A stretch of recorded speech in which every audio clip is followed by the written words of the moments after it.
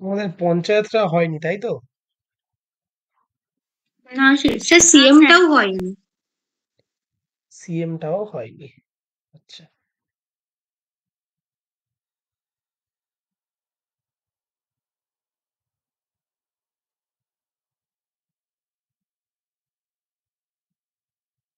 CM কেন বাদ গেছিল?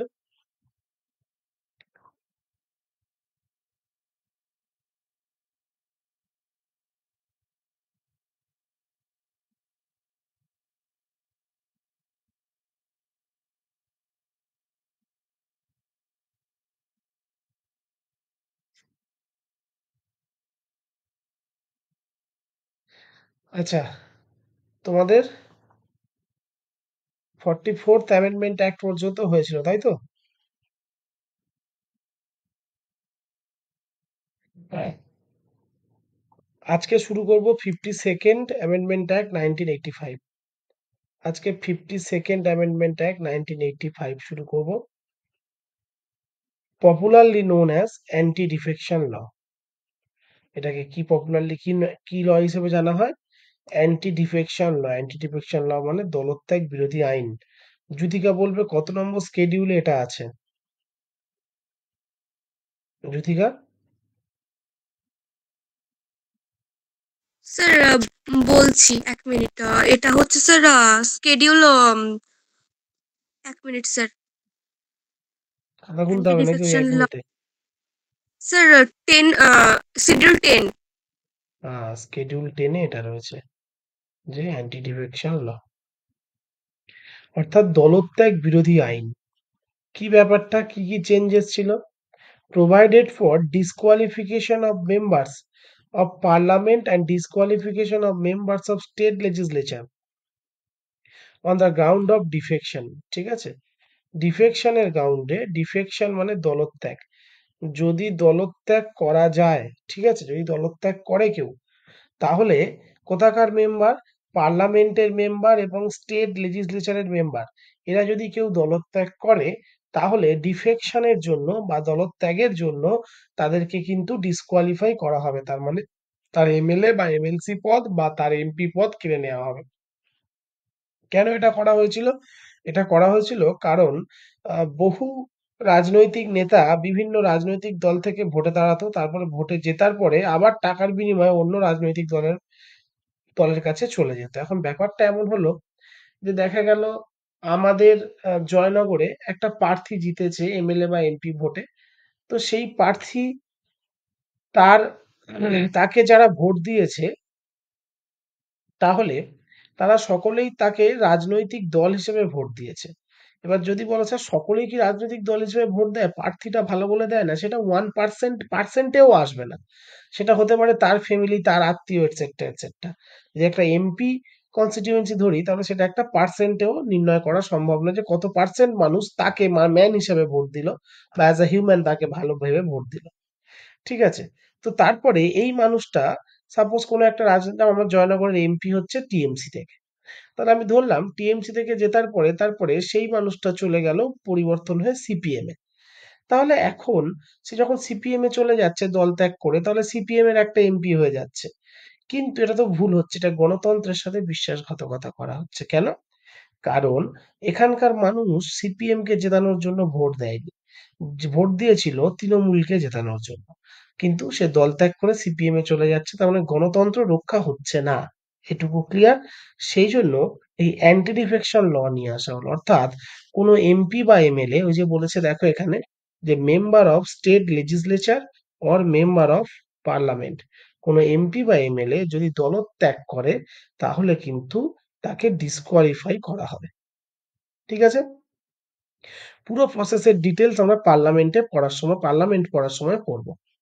আচ্ছা, number 2, added a new schedule, schedule 10।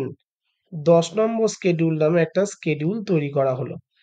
ঠিক আছে? Containing the details of anti defection law, এবং এর মধ্যে অ্যান্টি ডিফেকশন ল এর, দলত্যাগ বিরোধী আইনের সমস্ত ডিটেলস এই 10 নম্বর শিডিউলে, কনস্টিটিউশনের 10 নম্বর শিডিউলের মধ্যে লিপিবদ্ধ করা হলো।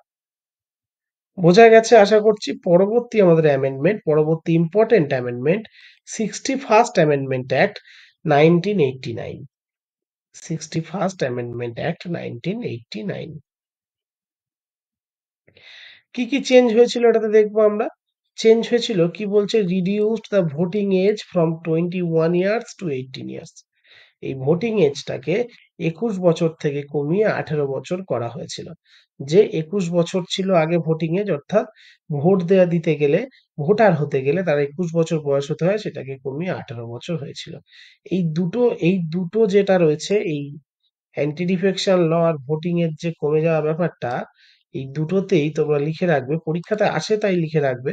বিশাল বড় কিছু ব্যক্তিত্ব, বিশাল বড় প্রধানমন্ত্রী তাই লিখে রাখতে বলছি এমনটা নয়। ঠিক আছে, দুটোতেই লিখে রাখবে ডিউরিং রাজীব গান্ধী এরা। এটা হয়েছিল রাজীব গান্ধীর সময়ে। তবে এখন আসবে না পরীক্ষাতে।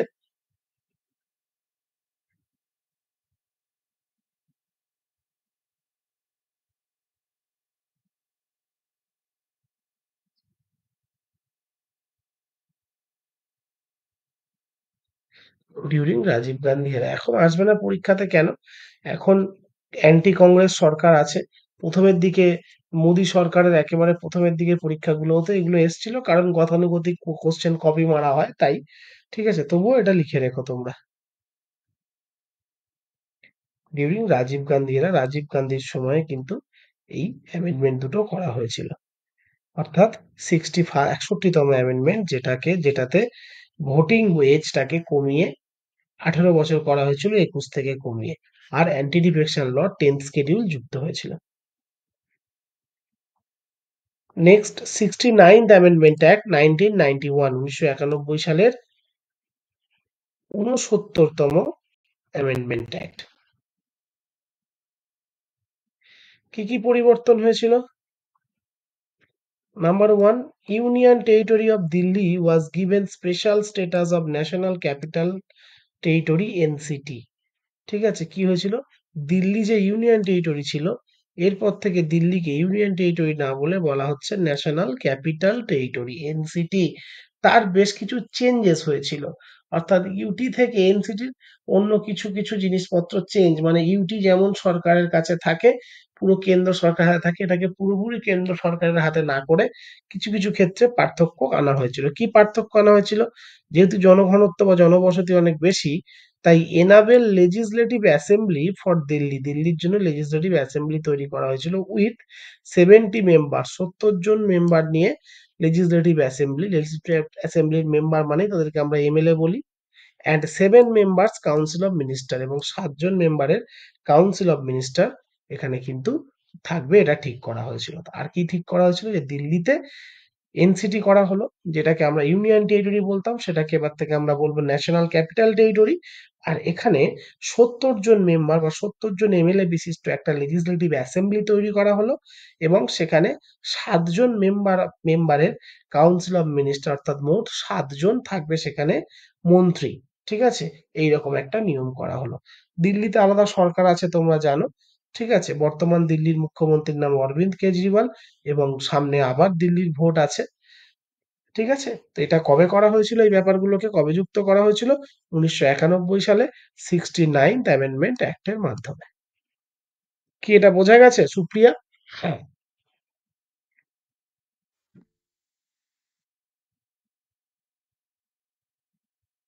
সুপ্রিয়া কোথায় গেল?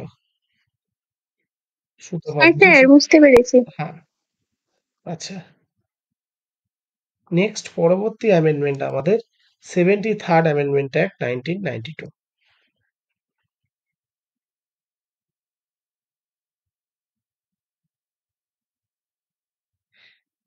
কি বলছে, granted constitutional status and protection to the Panchayati Raj institution. খুব ইম্পর্টেন্ট, পঞ্চায়েতি রাজ ইনস্টিটিউশনকে কনস্টিটিউশনাল স্টেটাস দেয়া হলো এই 1992 সালে। 1992 সালে পঞ্চায়েতি রাজ যে ব্যবস্থা, সেটা সাংবিধানিকীকরণ করা হলো, যে পঞ্চায়েতি রাজ সংবিধানের অন্তর্গত, প্রত্যেকটা জায়গাতে পঞ্চায়েতি রাজ থাকবে। ঠিক আছে, কি চেঞ্জ হলো? অ্যাডেড শিডিউল 11, শিডিউল 11 যুক্ত করা হলো, containing 29 functional items for this purpose, and part 9 was entitled as the panchayat। ঠিক আছে, স্কেডিউল 11 যুক্ত করা হলো, যেখানে এই স্কেডিউল 11 এর মধ্যে 29 খানা ফাংশনাল আইটেম আছে। এটা তোমরা সেই স্কেডিউল পড়ানো থেকে বলে আসি, কারণ এটা পরীক্ষাতে আসে, খুব important for this purpose. And part 9, এই আরেকটা পার্ট করা হলো, পার্ট 9 আরেকটা করা হলো, যেটা পঞ্চায়েত হিসাবে লিপিবদ্ধ করা হলো। ঠিক আছে, বোঝা গেল? আচ্ছা, পরবর্তী আছে কি দেখো 74th, একই জিনিস, এটা শুধু 1992, ওটা পঞ্চায়েত, এটা municipality. 74th amendment act 1992 granted the constitutional status and protection to the urban local bodies. Urban local body মানে মিউনিসিপ্যালিটি। কি কি চেঞ্জেস আনা হচ্ছে এখানে? চেঞ্জেস কি কি থাকছে? Added a new part, part 9A, তোমরা জানো পার্ট 9A বলে একটা নতুন পার্টের মধ্যে মিউনিসিপ্যালিটি আছে, entitled as the municipalities. And added new schedule, schedule 12, নতুন একটা স্কেডিউল তৈরি করা হলো, স্কেডিউল 12, কন্টেনিং 18 ফাংশনাল আইটেম। মনে রাখবে এটাতে 18 খানা ফাংশনাল আইটেমস আছে। ঠিক আছে? আচ্ছা, পরবর্তী আমাদের amendment act 86th amendment act 2002, 2002 সালের 86তম অ্যামেন্ডমেন্ট অ্যাক্ট। কি হয়েছিল এটাতে, মনে আছে তোমাদের? কে বলতে পারবে কি হয়েছিল? টুম্পা? সেটা এডুকেশনটাকে ওই 6 থেকে 14 বছর পর্যন্ত বাধ্যতামূলক করা হয়। একদম, মৌলিক অধিকারের আওতায় আনা হয়। 86th অ্যামেন্ডমেন্ট অ্যাক্ট 2002 কি করা হলো? Made elementary education, elementary education a fundamental right. আমাদের ভারতবর্ষে এডুকেশনটা কিন্তু ফান্ডামেন্টাল রাইট নয়। এ বাবা, এ কি কথা বললাম? ঠিক বললাম। ভারতবর্ষে শিক্ষার অধিকার মৌলিক অধিকার নয়। তোমার টাকা না থাকলে তুমি শিক্ষা পাবে না। আমি চলে যাব, গিয়ে বলবো শিক্ষার অধিকার আমার মৌলিক অধিকার, আমাকে শিক্ষা দিতেই হবে, নাও হতে পারে, নাও পেতে পারো। ঠিক আছে? কিন্তু এলিমেন্টারি এডুকেশন যেটা, অর্থাৎ 5 to 8, যে লেখাপড়াটা সামান্যতম ন্যূনতম যে প্রয়োজনীয় লেখাপড়া, যেটা করলে তুমি মোটামুটি যোগ বিয়োগ গুণমাগ শিখতে পারবে, বোর্ডে কি লেখা আছে, কোন স্টেশন এলো এটা পড়তে পারবে। ঠিক আছে? এই ধরনের যে এডুকেশন, সেটাকে আমরা বলি এলিমেন্টারি এডুকেশন। এই এলিমেন্টারি এডুকেশনটাকে ফান্ডামেন্টাল রাইটে যুক্ত করা হয়। বোঝা গেল? আচ্ছা, কি কি পরিবর্তন এলো? চেঞ্জেস, এর ফলে পরিবর্তন হলো, নাম্বার 1, অ্যাডেড আর্টিকেল 21A। তোমরা যারা ফান্ডামেন্টাল রাইট পড়েছো তারা জানো যে আর্টিকেল 21 এর এ যুক্ত করা হয়েছিল, to provide free and compulsory education. ফ্রিতে এবং কম্পালসারি এডুকেশন দেওয়ার জন্য এই 21A তৈরি করা হলো অ্যাজ ফান্ডামেন্টাল রাইট। এটাকে ফান্ডামেন্টাল রাইট হিসাবে তৈরি করা হলো অফ দ্য চিলড্রেন, বাচ্চাদের, of the age group of 6 to 14 years. খুব ইম্পর্টেন্ট, এই এজ গ্রুপটা 6 থেকে 14 বছরের বাচ্চাদের এলিমেন্টারি এডুকেশন ফান্ডামেন্টাল রাইট হিসাবে এটাকে যুক্ত করা হলো, এবং আর্টিকেল 21A যুক্ত করা হলো। আর্টিকেল 21A যুক্ত করা হলো। আর্টিকেল 21A কোন ধরনের ফান্ডামেন্টাল রাইটের মধ্যে যুক্ত করা হয়েছিল? সুতপা, আর্টিকেল 21 এর তার মানে কোন ধরনের ফান্ডামেন্টাল রাইটের মধ্যে এটা যুক্ত করা হলো?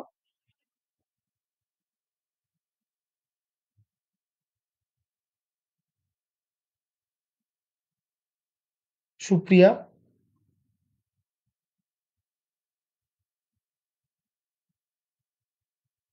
Right two freedom. Right two freedom. সুতরাং একটা কথা বলছি, মাথায় রাখবে, আমাদের শিক্ষার অধিকার সরাসরি কোনো রকম মৌলিক অধিকার নয়।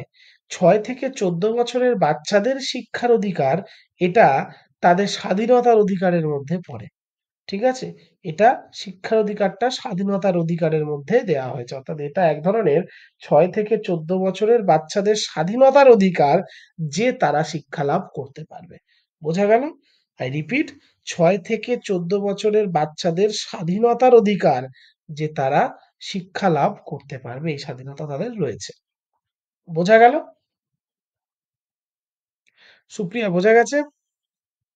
হ্যাঁ স্যার। মৌসুমী?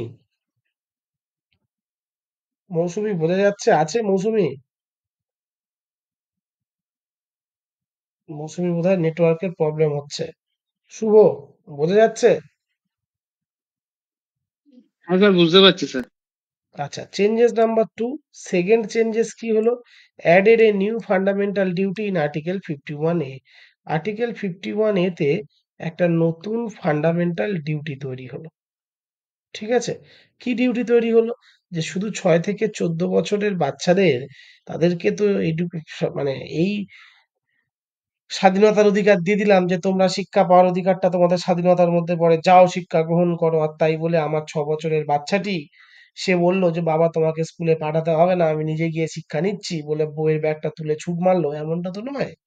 তাহলে এই এই 6 থেকে 14 বছরের এজ গ্রুপের যেসব গার্জেন বা যেসব ওয়ার্ড মানে যারা পালক রয়েছেন বা যারা যাদেরকে পালন করা হচ্ছে, যেসব ওয়ার্ড 6 থেকে 14 বছর যেসব ওয়ার্ড রয়েছে, ঠিক আছে, তাদের যারা গার্জেন রয়েছে বা 6 থেকে 14 বছর যে চাইল্ড রয়েছে, তাদের যারা পেরেন্টস রয়েছে, তাদের জন্য এটা একটা মৌলিক অধিকার করা, সরি, এটা একটা মৌলিক কর্তব্য করা হলো যে তারা এডুকেশন প্রোভাইড করবে সেই সমস্ত বাচ্চাদের জন্য।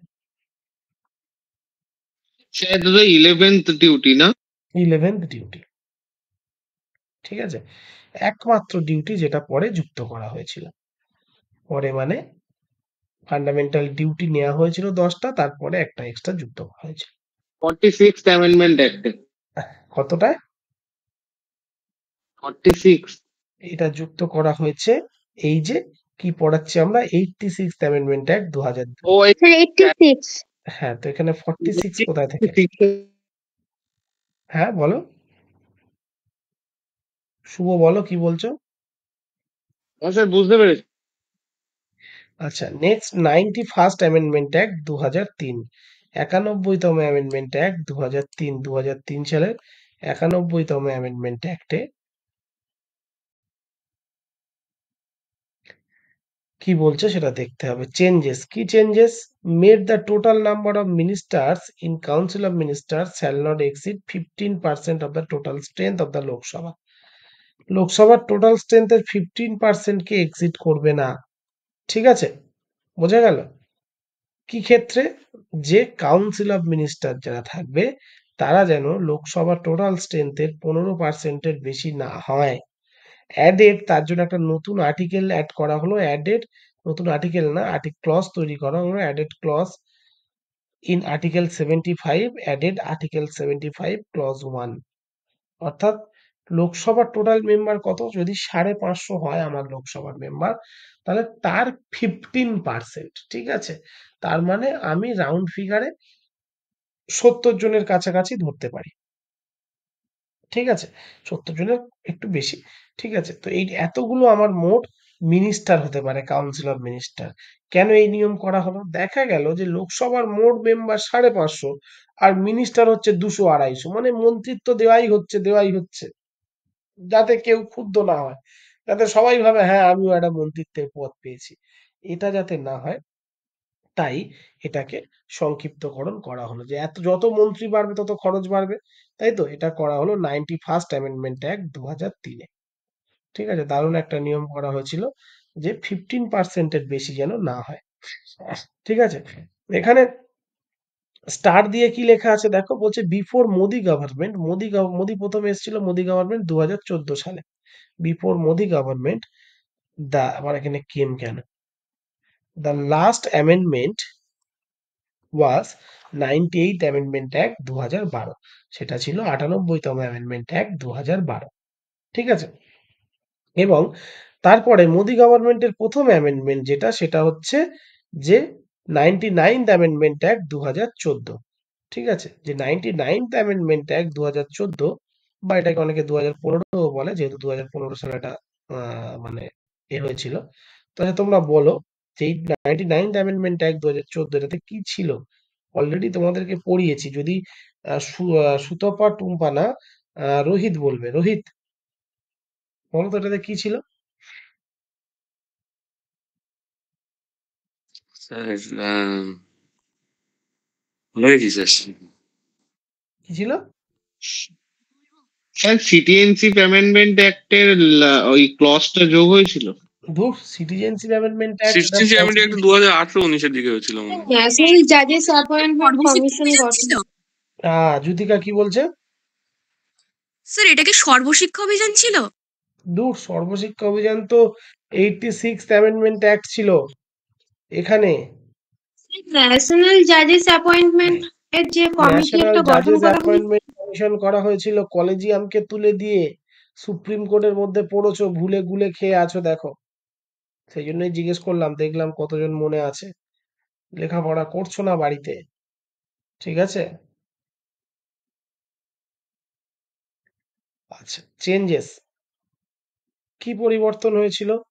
আমি কিন্তু এক্সাম নেব, ঠিক আছে? মানে আহ, আহ, বিভিন্ন জায়গা থেকে, প্রত্যেকটা বিষয় থেকে আমি এক্সাম নেব এবং সেখানে কাউন্ট করবে তোমরা যে কারা কত করে পাচ্ছ, তাদের কত স্কোর হচ্ছে, কারা কত করে স্কোর করতে পারছো, সেগুলো কিন্তু তোমরা এই যেভাবে নি ওইভাবেই নেব, ঠিক আছে?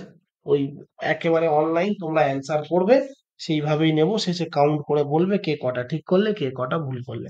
একদম খাতা পেন নিয়ে সেই টপিক ওয়াইজ নেবেন। কিনে, হ্যাঁ টপিক ওয়াইজ নেব, ঠিক আছে? টপিক ওয়াইজও নেবো, আবার মাঝে মাঝে একদম মকও নেবো, ঠিক আছে? দেখা গেল দুটো বা তিনটে টপিক ওয়াইজ নিলাম, তারপরে কোনো একদিন একটা মক নিলাম, এটাও হতে পারে।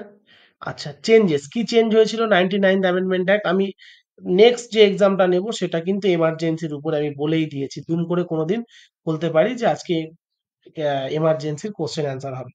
তখন এমনটা যেন না হয় যে স্যার এটা তো পড়া হয়নি, অন্যদিন করলে ভালো হতো, বা দেখলে এমার্জেন্সির কোশ্চেন অ্যান্সার হয়েছে, এটা তো অনলাইন ক্লাস, স্যার কি আর ধরে পেটাবে, চলো টুক করে লেফট হয়ে যাই, থাকছিলাম না ক্লাসে, কি করা যাবে, এরকম ব্যাপার স্যাপার যেন না হয়।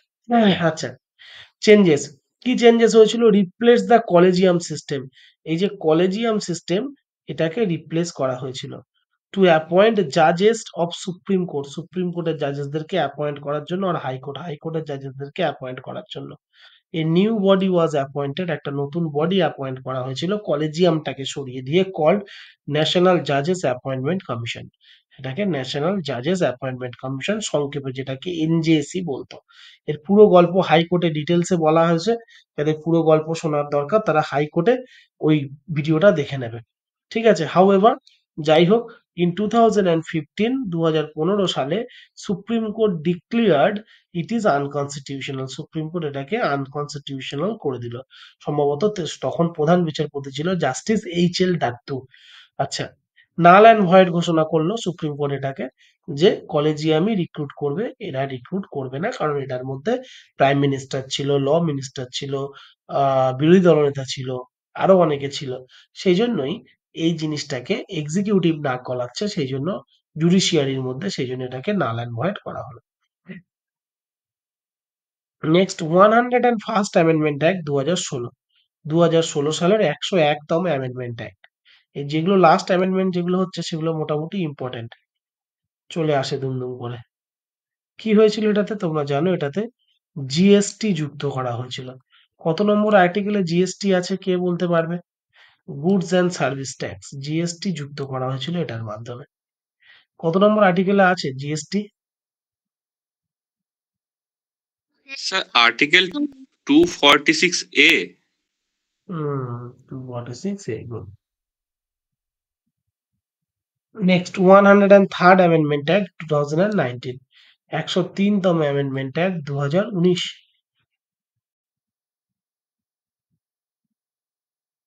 2019-এর 103তম অ্যামেন্ডমেন্ট অ্যাক্ট কি বলছে? A maximum 10% of reservation for economical weaker section EWS introduced, এটার মাধ্যমে EWS ইন্ট্রোডিউস করা হলো। বললো যে 10% করে রিজার্ভেশন থাকবে ম্যাক্সিমাম ইকোনমিক্যাল উইকার সেকশন, যারা জেনারেল ক্যাটাগরি, যারা জেনারেল কাস্ট থেকে বিলং করে কিন্তু অর্থনৈতিকভাবে পিছিয়ে আছে, এই ধরনের স্টুডেন্টদের জন্য বা এই ধরনের সম্প্রদায়ের মানুষদের জন্য সমস্ত ক্ষেত্রে আমরা 10% করে রিজার্ভ করতে পারবো ম্যাক্সিমাম। এদেরকে কি বলবো? ইডব্লিউএস। ইডব্লিউএস কারা হতে পারে? যারা এসসি এসটি বা ওবিসির মধ্যে পড়ে না, অথচ অর্থনৈতিকভাবে পিছিয়ে আছে, এই ধরনের যে ক্যাটাগরি আছে সেগুলোকে আমরা বলবো ইডব্লিউএস, ঠিক আছে? আচ্ছা, next 104th amendment act 2019, 104th amendment act 2019 সালের 104th অ্যামেন্ডমেন্ট অ্যাক্ট যেটা আছে কি বলছে? Extended the deadline for SC and ST seats in the Lok Sabha, in the state assembly for 10 years. আচ্ছা, এখানে একটা গল্প বলবো। এটা কি হয়েছিল, এটা যখন প্রথম আমাদের কনস্টিটিউশন তৈরি হয় তখন 1950 সালে কনস্টিটিউশন এনাক্ট হয়েছিল। এটা কনস্টিটিউশনের যারা মেকার্স, যারা সংবিধান তৈরি করেছিল, তারা এই এসসি এসটি যে রিজার্ভেশন এবং তার সাথে দুটো করে অ্যাংলো ইন্ডিয়ান পার্লামেন্টের লোকসভাতে সেখানে প্রেসিডেন্ট তাদেরকে যুক্ত করতে পারবে যদি অ্যাংলো ইন্ডিয়ানদের রিপ্রেজেন্টেশন ঠিকঠাক না থাকে। মানে যদি অ্যাংলো ইন্ডিয়ান মিনিমাম দুজনের কম থাকে, তাহলে প্রেসিডেন্ট সরাসরি দুজন অ্যাংলো ইন্ডিয়ানকে লোকসভাতে যুক্ত করতে পারত। যেমন রাজ্যসভাতে 12 জনকে যুক্ত করতে পারে, সেই রকম নমিনেট করতে পারত। ঠিক আছে? কিন্তু এই নিয়মটা আমাদের সংবিধানের যারা মেকার তারা 10 বছরের জন্য রেখেছিল। তারা বলেছিল যে এই নিয়মটা 1960 সাল পর্যন্ত চলবে।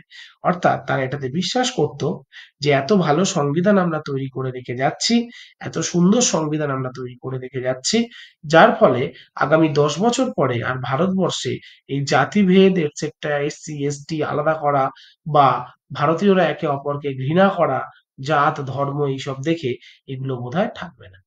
কিন্তু দুর্ভাগ্যের বিষয় এখন বেশ কিছু জায়গায় সেগুলো আরো বেশি প্রকট হয়েছে। বেশ কিছু জায়গায় সেগুলো প্রকটতা পেয়েছে, বহিরাবরণে নয়, অন্তর আত্মায় প্রকটতা পেয়েছে।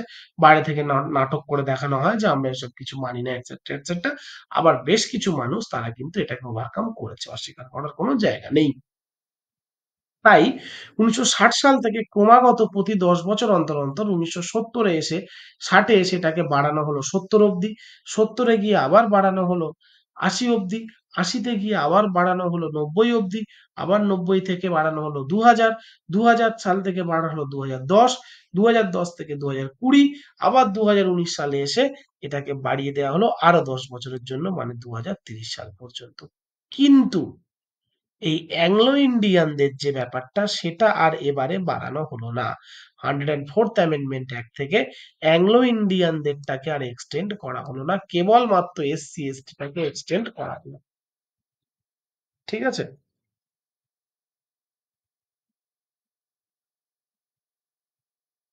কেবলমাত্র এসসি এসটিটাকে এক্সটেন্ড করা হলো, অ্যাংলো ইন্ডিয়ানকে কিন্তু এক্সটেন্ড করা হলো না।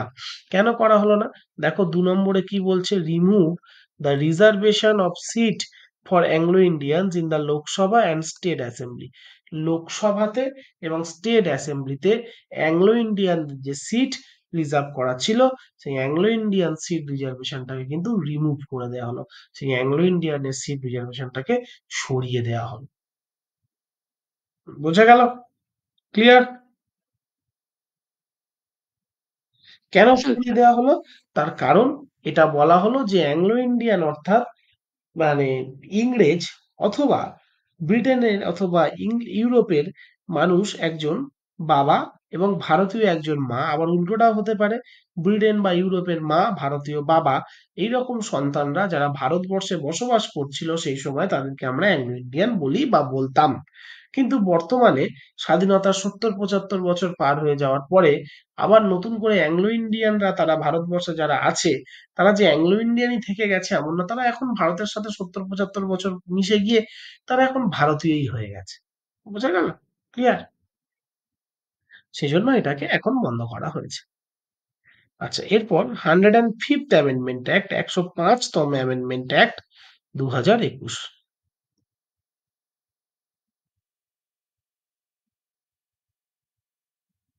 2021 সালে 105তম অ্যামেন্ডমেন্ট অ্যাক্ট, এটাতে 127তম কনস্টিটিউশনাল অ্যামেন্ডমেন্ট বিল বলা হয় এটাকে।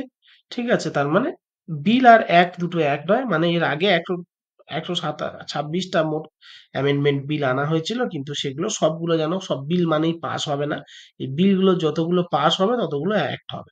মানে 127তম বিল আর 105th 105তম অ্যামেন্ডমেন্ট, তার মানে আমরা এটা বুঝলাম যে 1951 সাল থেকে 2021 সাল পর্যন্ত মোট এরকম টোটাল 22 খানা কিন্তু অ্যামেন্ডমেন্ট বিল যেটা ক্যান্সেল হয়ে গেছে, যেটা পাশ করানো সম্ভব হয়নি। তাই তো? অঙ্কে তো এটাই তো ধরা পড়লো। আচ্ছা, নেক্সট। একটু ওয়েট করো, 1 মিনিট ওয়েট করো।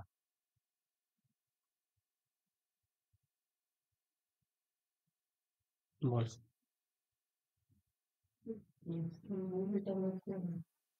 কোথায় চুরি করছে ও?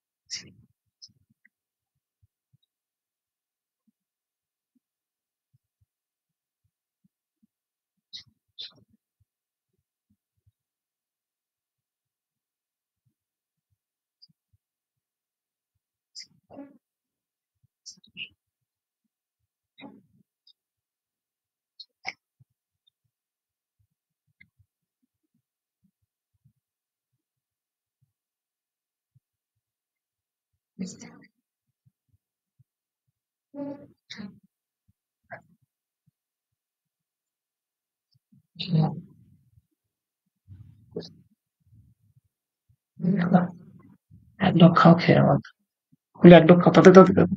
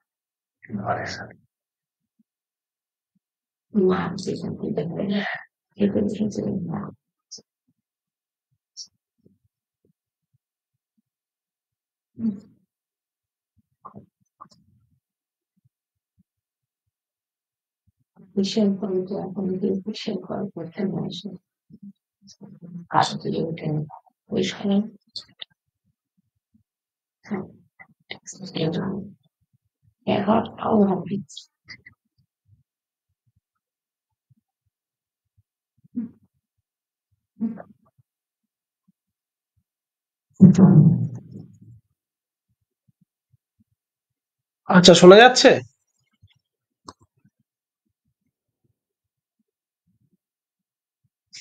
হ্যাঁ স্যার। আচ্ছা আচ্ছা, তাহলে আমি যেটা বললাম বোঝা গেছে যে 105th অ্যামেন্ডমেন্ট অ্যাক্ট আর 127তম অ্যামেন্ডমেন্ট বিল কেন বলা হচ্ছে।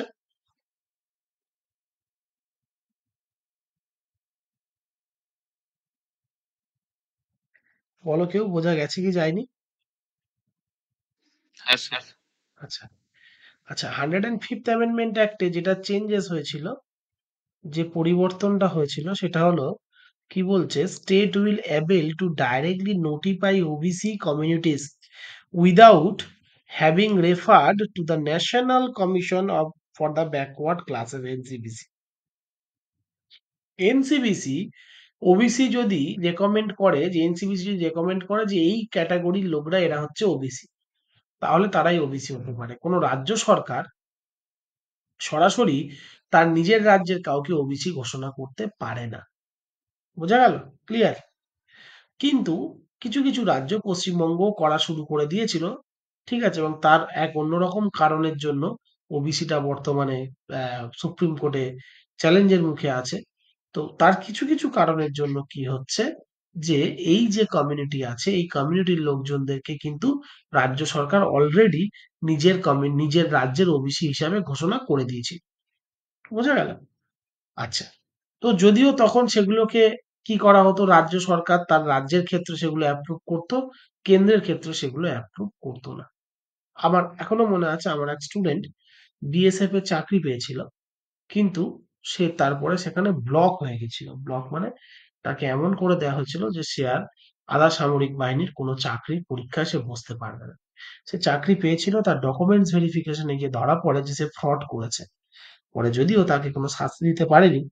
কেন? কারণ সে জানতো না যে সে যে ওবিসি, এটা সে রাজ্যের ওবিসি, কেন্দ্রের ওবিসি নয়, সেটা জানতো না।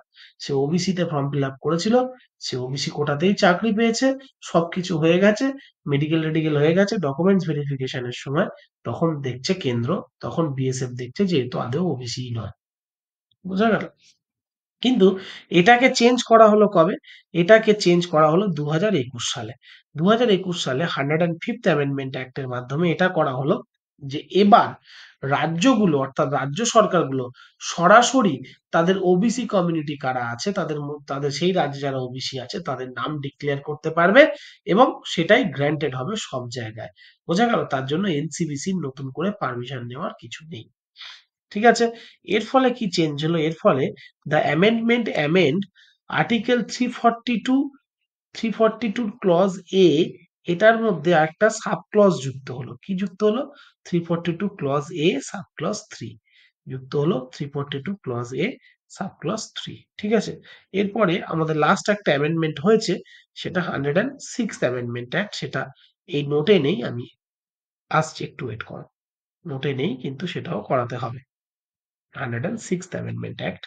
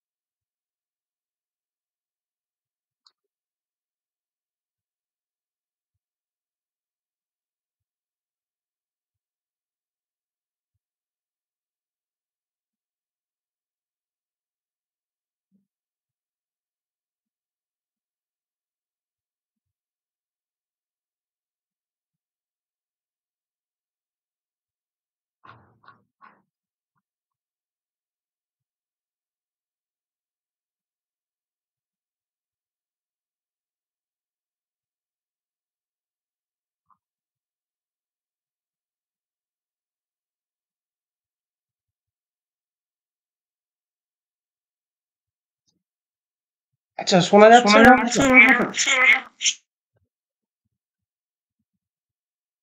হ্যাঁ স্যার। একটু তোমাদের হোয়াটসঅ্যাপ চ্যাটটা খুলে দেখো তো কিছু দেখা যাচ্ছে কিনা।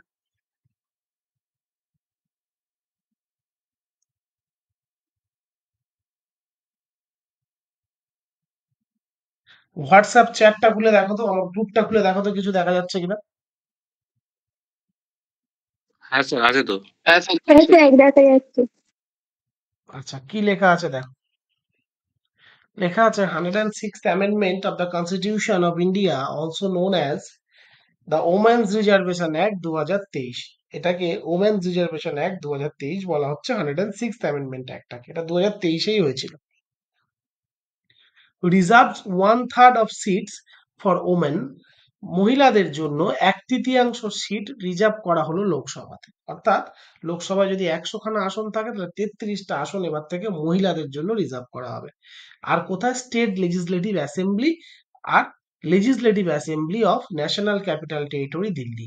ঠিক আছে, এগুলোতে মহিলাদের জন্য কি করা হলো, 10% করে, সরি 33%, অর্থাৎ 1/3 করে সিট রিজার্ভ করা হলো। ঠিক আছে, বোঝা গেল। কিন্তু এটা এখনই শুরু করা হবে না। এই ব্যাপারটাকে তোমরা হোয়াটসঅ্যাপ চ্যাটে দেখতে পাচ্ছ তো, আমি কিন্তু স্ক্রিন শেয়ার করিনি। দেখতে পাচ্ছ তো? আচ্ছা, একটু ওয়েট করো।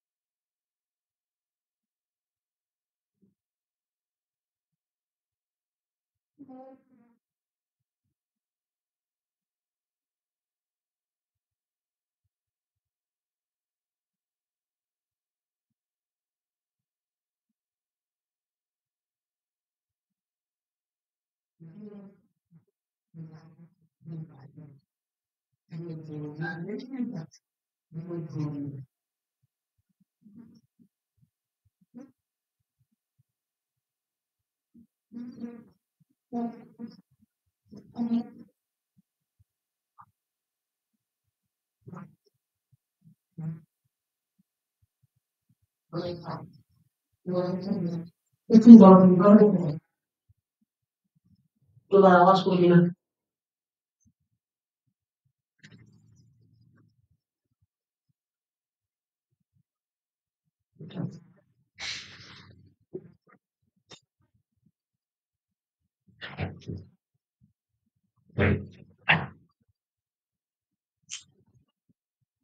হুম।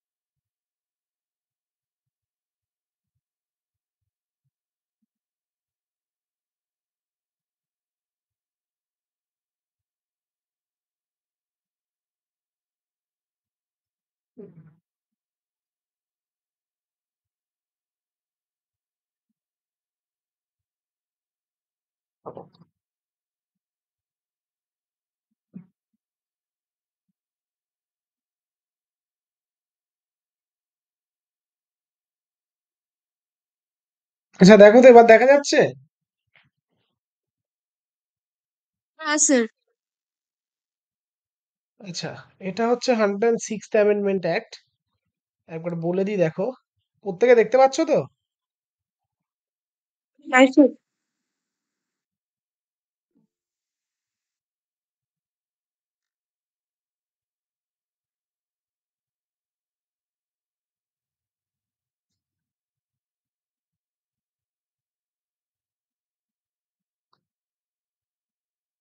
আচ্ছা দেখো, 106th amendment act of the constitution of India, also known as women's reservation act 2023, এটাকে আমরা কি বলছি? ওমেন রিজার্ভেশন অ্যাক্ট 2023, ঠিক আছে। আচ্ছা, reserves 1/3 of seats for women, অর্থাৎ 1/3 আসন ওম্যানদের জন্য রিজার্ভ করছে, মহিলাদের জন্য 1/3 আসন রিজার্ভ করছে। কোথায়? In Lok Sabha, state legislative Assembly's and the legislative assembly of the national capital territory of India, এবং ভারতবর্ষের যে national capital territory of Delhi আছে সেখানে, ঠিক আছে। প্রত্যেকটা স্টেট লেজিসলেচারে, প্রত্যেকটা স্টেট অ্যাসেম্বলিতে এবং লোকসভাতে এবং ন্যাশনাল ক্যাপিটাল টেরিটরি যেখানে আছে দিল্লিতে, সেখানের যে স্টেট অ্যাসেম্বলি আছে সেখানে 1/3 করে রিজার্ভেশন ওম্যানদের জন্য, অর্থাৎ 100খানা আসন যদি ভোট হয় তাহলে সেখানে 33খানা আসন ওম্যানরা সেখানে ভোটে দাঁড়ায়, মহিলারা সেখানে ভোটে দাঁড়ায়। বোঝা গেল ব্যাপারটা? কি বোঝা গেল? হ্যাঁ স্যার। যেটা তোমরা পঞ্চায়েতে এখন দেখতে পাও, ঠিক আছে। আচ্ছা, আর কি বলছে? The reservation will be in place for 15 years, এই রিজার্ভেশন 15 বছরের জন্য চলবে, ঠিক আছে। কতদিনের জন্য? 15 বছর চলবে। কবে থেকে? 2023 এটা একটা চালু হয়েছে, অ্যাক্ট হয়েছে, কিন্তু এটা হওয়ার কথা 2029 থেকে। 2029-এর লোকসভা ভোটের পরে থেকে, সরি, 2028-এর লোকসভা যে ভোট আসবে, 23/5-28, 23-এ ভোট ছিল, আর 28-এ, 2028-এর যে লোকসভা ভোট আসবে সেখান থেকে এটা শুরু হবে, এবং সেখান থেকে 15 বছর এটা চলবে। আবার তার সাথে বলে দিচ্ছে with the possibility of extension by the parliament, তার মানে পার্লামেন্ট চাইলে এটাকে এক্সটেন্ড করতেই পারে। কি জ্বালা! তার মানে সেই এসসি এসটির মতো পার্লামেন্ট এটাকে আরো 15, আরো 15, আরো 15 করে যত খুশি টানতে পারে। আবার এর পরের লাইনে একটা ইন্টারেস্টিং ব্যাপার আছে, ইন্টারেস্টিং ম্যাটারটাকে কি বলছে দেখো। এর পরের লাইনে এটাকে বলছে the reservation, the amendment, the amendment includes a quota within quota for women. Amendment এই ওমেনদের জন্য কোটার মধ্যে আবার কোটা নিয়ে আসছে। কিভাবে? যে 1/3, মনে করো 100টা আসনের জন্য 33টা, তাহলে যেখানে 400টা আসন আছে তার জন্য আমরা 100টা ধরতে পারি। তাহলে ভাবো কোনো একটা জায়গায় 400 আসনে ভোট হচ্ছে, সেখানে 100টা আসন ওমেনদের জন্য রিজার্ভ, তাই তো? সরি, 300টার মধ্যে 100টা, 400 কেন, 300-র মধ্যে 100টা, 1/3। ঠিক বলছি? 300-র মধ্যে 100টাই হবে তো? এখন হ্যাঁ এই স্যার। এখন এই 300-র মধ্যে যে 100টা ওম্যানদের জন্য রিজার্ভ, এই 100টা ওম্যানদের জন্য রিজার্ভ, তার মধ্যেও কিন্তু আবার এই ওম্যানদের মধ্যে আবার ভাগ থাকবে। কেউ থাকবে জেনারেল ওম্যান, কেউ থাকবে SC woman, schedule caste woman, কেউ থাকবে শিডিউল ট্রাইব ওম্যান। সেই জন্য বলছে the amendment includes a quota within quota, কোটার মধ্যেও কোটা থাকছে ফর ওম্যান, মহিলাদের জন্য। সেখানে শিডিউল কাস্ট ওম্যান থাকবে, সেখানে আবার শিডিউল ট্রাইবস ওম্যানও আলাদা করে থাকবে। বোঝা গেল? এটাই হচ্ছে আমাদের 106th অ্যামেন্ডমেন্ট অ্যাক্ট 2023। মনে রাখো, এটা কিন্তু 2023-এর 106th অ্যামেন্ডমেন্ট অ্যাক্ট। এটাকে কিন্তু ওম্যান রিজার্ভেশন অ্যাক্ট হিসাবেও আমরা জানি, এটাকে আমরা ওম্যান রিজার্ভেশন অ্যাক্ট হিসাবেও চিনি। বোঝা গেল? আচ্ছা, তোমরা যারা যারা এখানে আছো এখন, তারা এক কাজ করো, তারা এটাকে একটা স্ক্রিনশট নিয়ে নাও, বুঝলে? এটাকে পুরোটা স্ক্রিনশট নিয়ে নাও, স্ক্রিনশট নিয়ে তোমাদের কাছে রেখে দাও। দাঁড়াও, আমি চেষ্টা করি যদি তোমাদের গ্রুপে দেওয়া যায় এটাকে।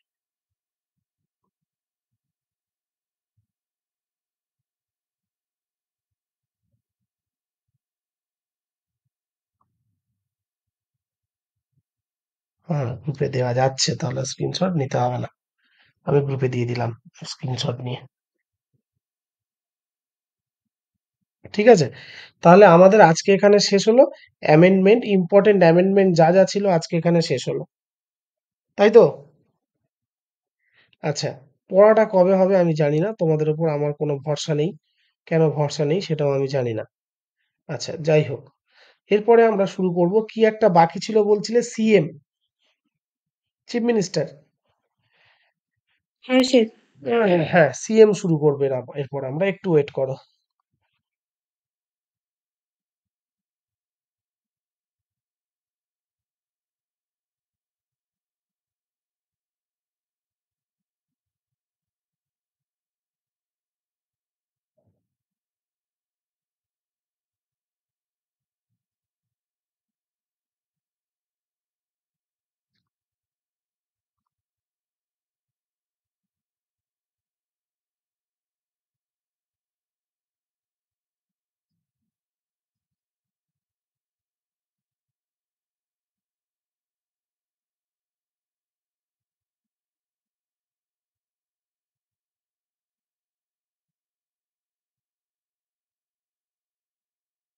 আচ্ছা, তোমাদের সিবিআই হয়নি বলেছিলে তো?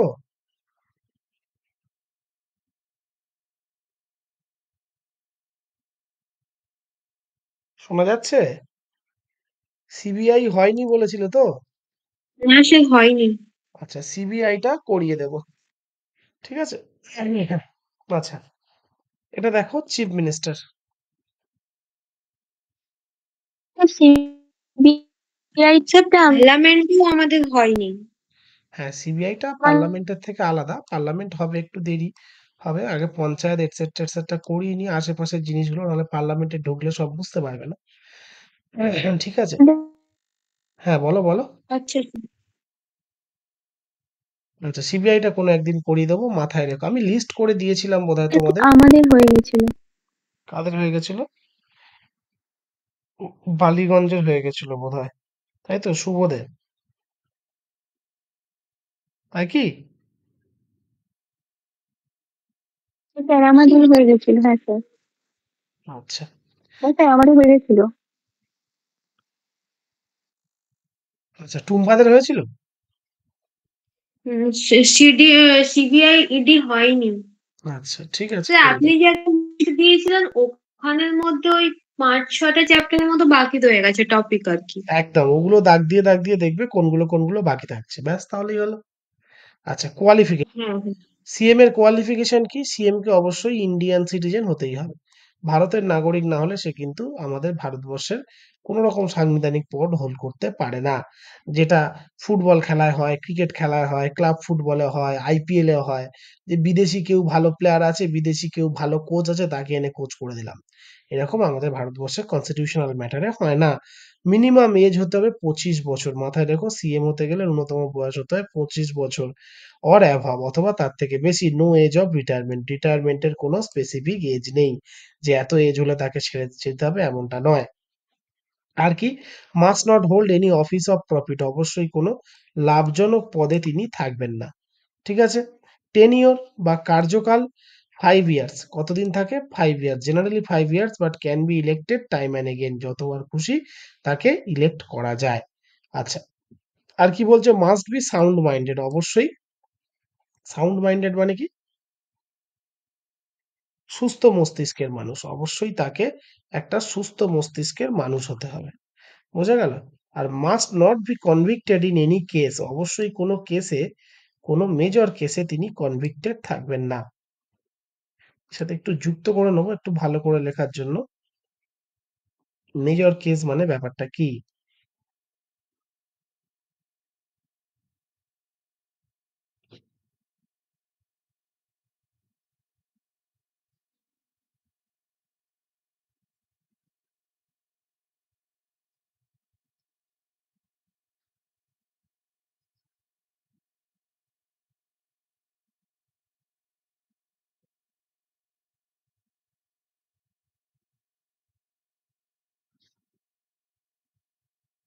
আচ্ছা, causing imprisonment of more than 2 years, ঠিক আছে।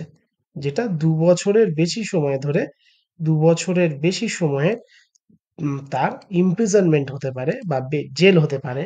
এইরকম কোনো কেসে যদি সে কনভিক্টেড হয়ে থাকে তাহলে কিন্তু সে সিএম হতে পারবে না। বোঝা গেল? লেখাটা কি ছোট হয়ে গেছে? লাল লেখাটা একটু বড় করে দেবো?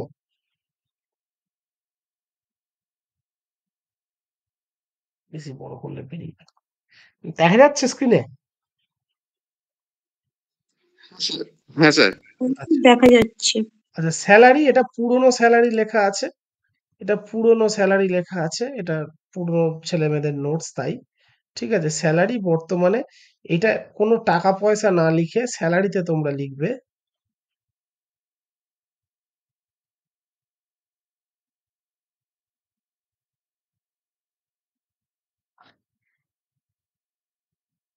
as same as a member of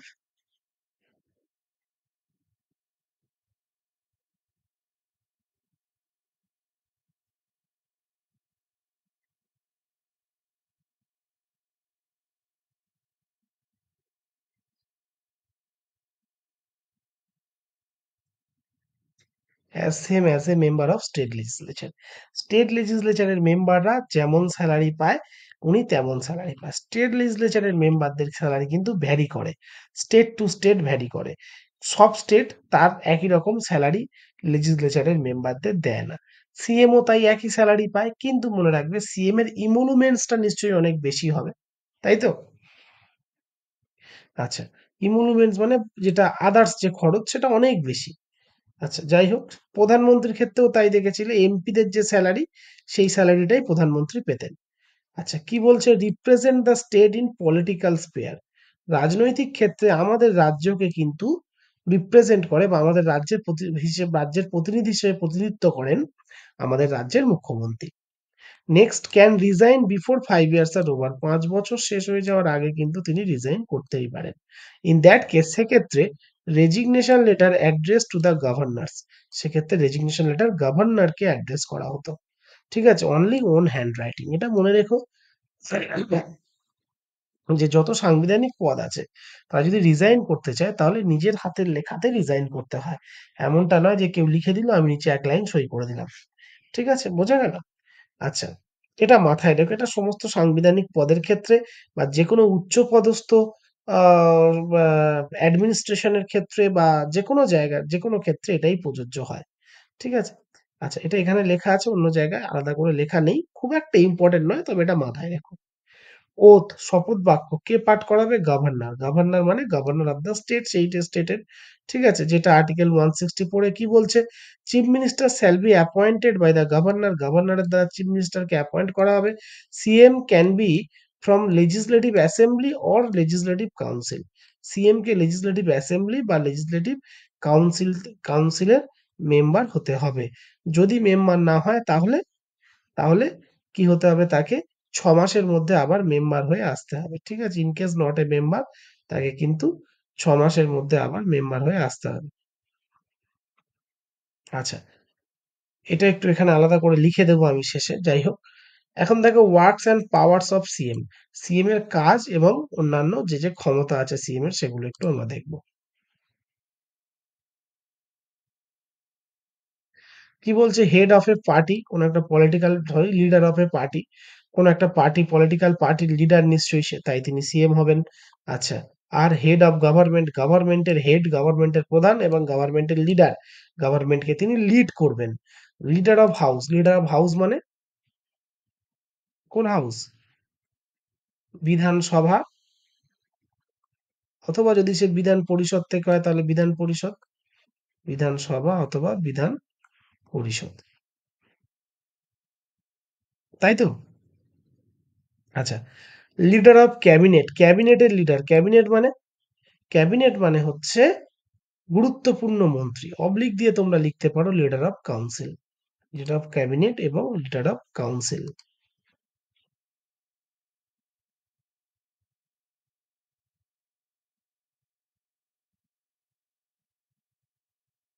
council মিনিস্টারকে সংক্ষেপে বলা হয় সিওএম। ঠিক আছে, leader of cabinet or leader of council of ministers. আচ্ছা, আর কি বলছে সিএম হচ্ছে চিফ অ্যাডভাইজার অফ গভর্নর, গভর্নরের চিফ অ্যাডভাইজার হবেন সিএম, যেটা আর্টিকেল 167-এ বলা আছে। অর্থাৎ আমাদের যে রাজ্যপাল, সেই রাজ্যপালের মুখ্য পরামর্শদাতা হচ্ছেন সিএম। বোঝা গেল?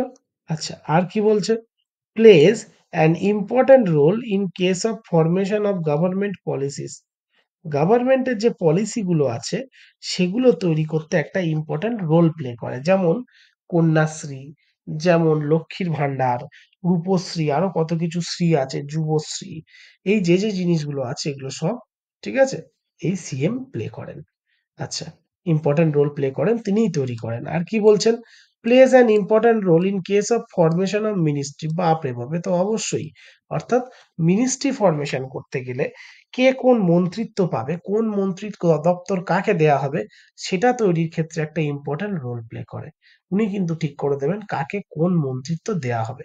ঠিক আছে, ব্রাত্য বসুকে শিক্ষামন্ত্রী করা হবে নাকি অন্য কাউকে বনমন্ত্রী করা হবে, সিএম ঠিক করে দেন। বোঝা গেল?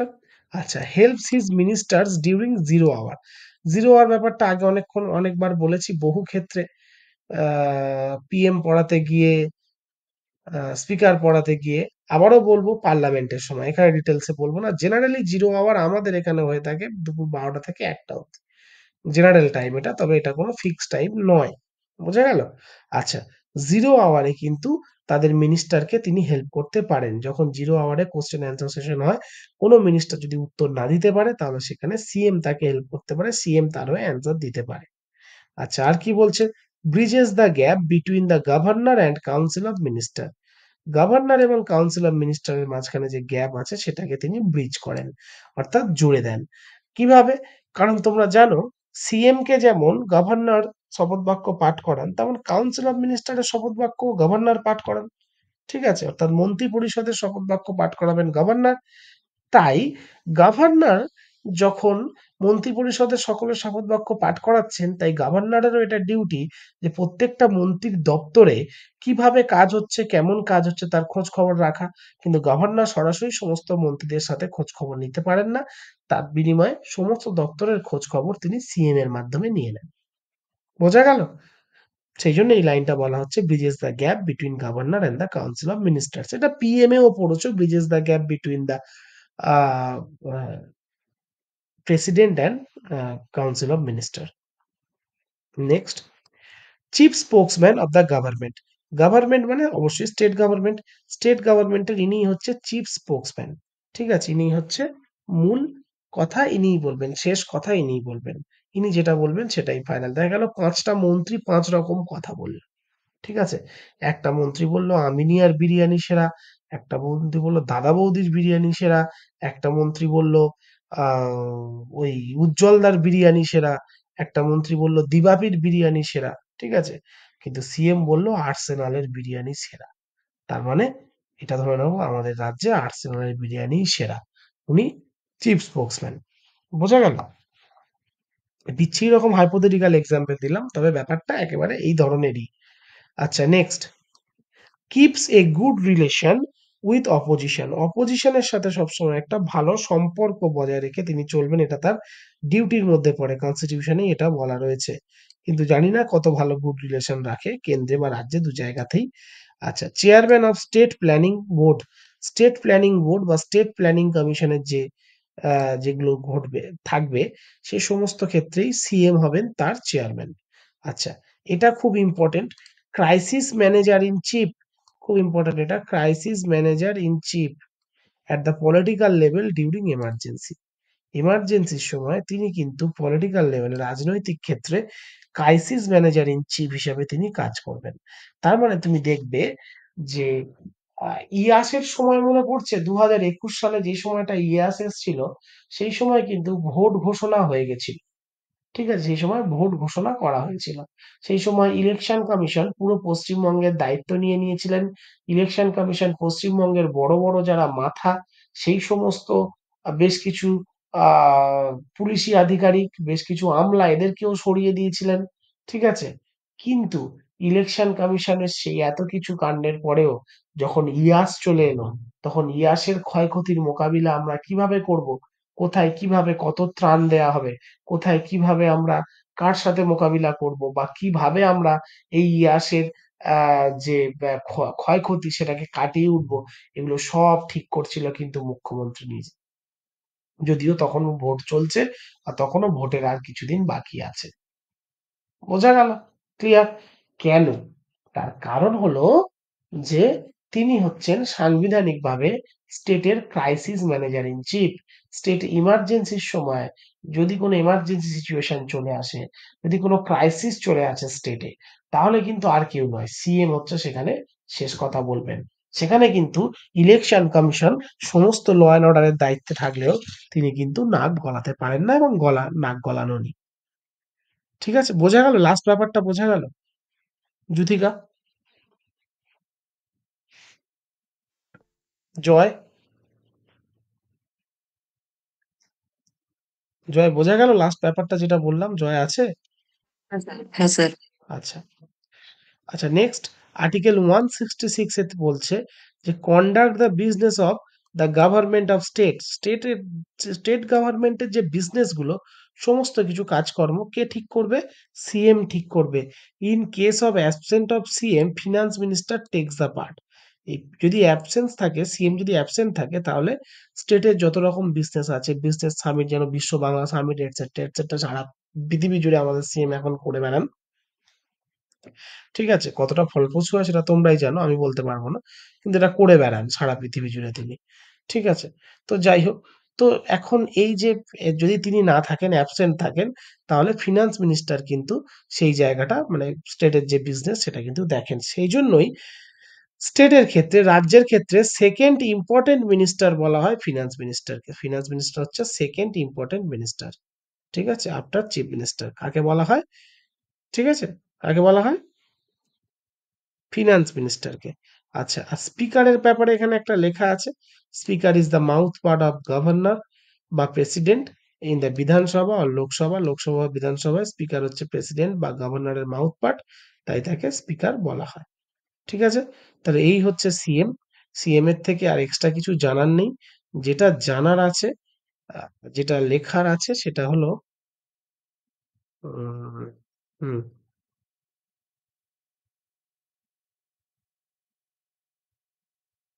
কিছু কথা অ্যাড করব।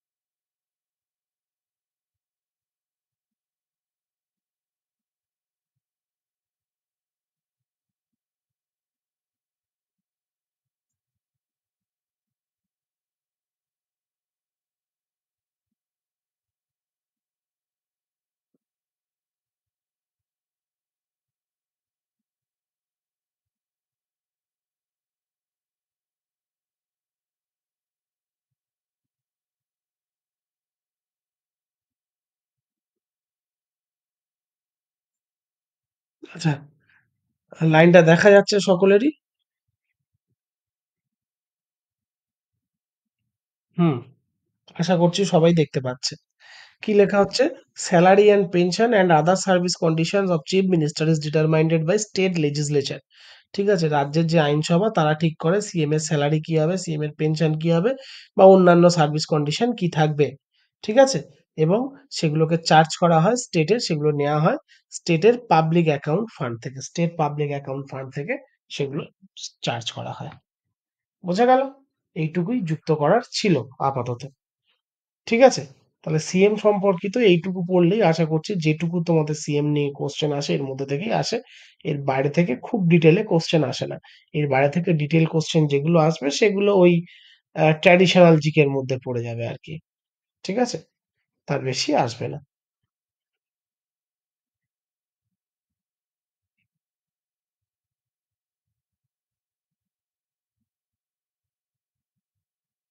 ঠিক আছে, সিএমটা বোঝা গেছে প্রত্যেকের?